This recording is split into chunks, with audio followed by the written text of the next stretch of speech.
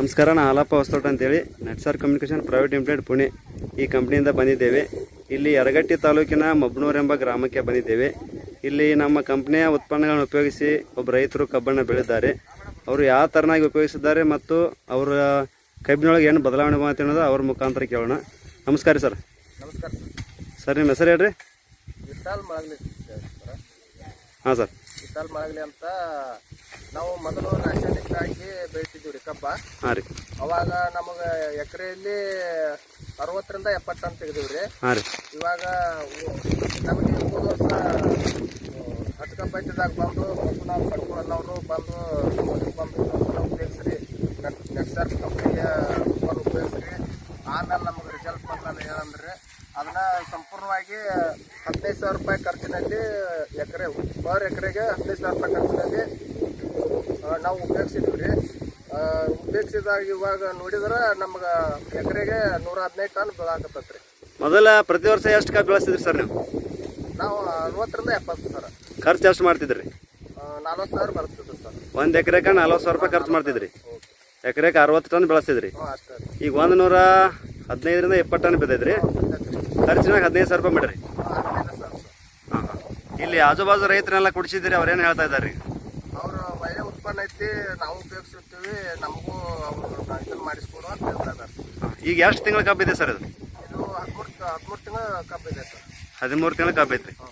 13 ತಿಂಗಳ ಕಬ್ಬು ಐತ್ರಿ. ಇದು ಎಷ್ಟು ಗಣಿಕೆ ಬೆಳೆದೈತ್ರಿ? ಈಗ ಇದು 35 ರಿಂದ 45 ತನ ಐತ್ರಿ. 35 ರಿಂದ 45 ಗಣಿಕೆ ಬೆಳೆದೈತ್ರಿ. ಮೊದಲ ಎಷ್ಟು ಗಣಿಕೆ ಬೆಳೆದಿತ್ತು ಸರ್ ನಿಮ್ಮದು ರಾಸಾಯನಿಕ ಹಾಕಿ ಬೆಳೆಸುವಾಗ? ಭಾಳ ಆದ್ರೆ 25 ಲಾಸ್ಟ್ ರೀ. 25, 28. 25 ರಿಂದ 28 ಲಾಸ್ಟ್ ರೀ. ಗಣಿಕೆ ಸೈಜ್ ಹೆಂಗೆ ಬರ್ತಿತ್ತು ರೀ ಮೊದಲ ಚಿಕ್ಕ ಚಿಕ್ಕದಾಗಿ ಬರ್ತಿದ್ರಿ. ಹಾಂ ರೀ. ಇವಾಗ 1 ಕಿಲೋಮೀಟರ್ ಮೇಲೆ ಕಿತ್ತತ್ರಿ. ಗಣಿಕೆ ಉದ್ದ ಬಂದೈತ್ರಿ. 13 ತಿಂಗಳ ಕಬ್ಬು ಆಯ್ತು ಅಂತೀರಿ. ಈಗ ಇದು ಎಷ್ಟು ಗಣಿಕೆ ಬೆಳೆದ ಸ್ವಲ್ಪ ಎಣ್ಣೆ ಸೇರಲ್ಲ?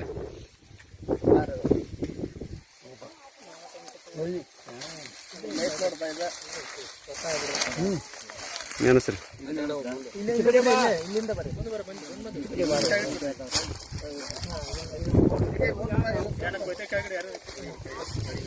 ಮಾತಾಡ್ಬೇಡ. 1 2 3 4 5 6 7 8 9 10 11 12 13 14 15 16 17 18 19 20 21 22 23 24 25 26 27 28 29 30 31 32 33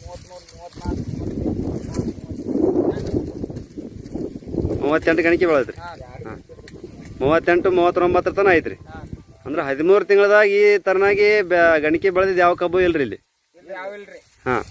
ಈಗ ಸರ್, ನಿಮ್ದು ಟನ್ನೇಜ್ ಕಬ್ಬು ಹಾಕೈತಿ ಎಷ್ಟು ದಿವಸ ಆತ್ರಿ? ಈಗ 1 ವಾರ ಆತು ನೋಡ್ರಿ. 1 ವಾರ ಆತ್ರಿ. ಸಿಲ್ಪ್ ಇರ್ಬೇಕಲ್ಲ ಟನ್ನೇಜ್ ರೀ?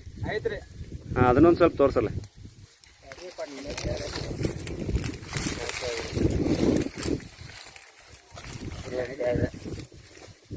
ಕೊಟ್ರೆ ಇಲ್ಲೇ ಕೊಟ್ಟ ನೋಡ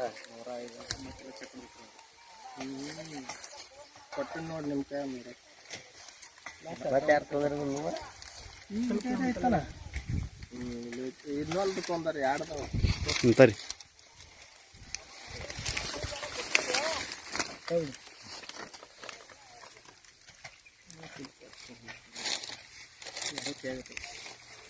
ಮನೆಯಲ್ಲಿ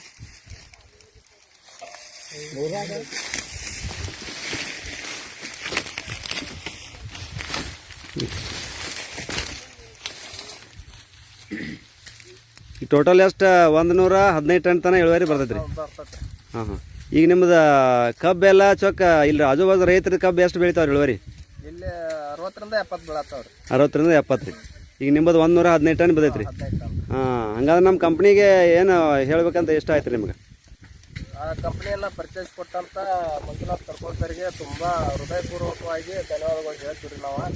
ಅಂದ್ರೆ ನಮಗೇನು ಗೊತ್ತಿರ್ಲಿಲ್ಲ ಮೊದಲು. ಇಲ್ಲಿ ನಾವು ಮೊದಲು ರಾಸಾಯನಿಕ ಬಳಸ್ತಿದ್ವಿ ಹೆಚ್ಚಿನ ಖರ್ಚಿನಲ್ಲಿ.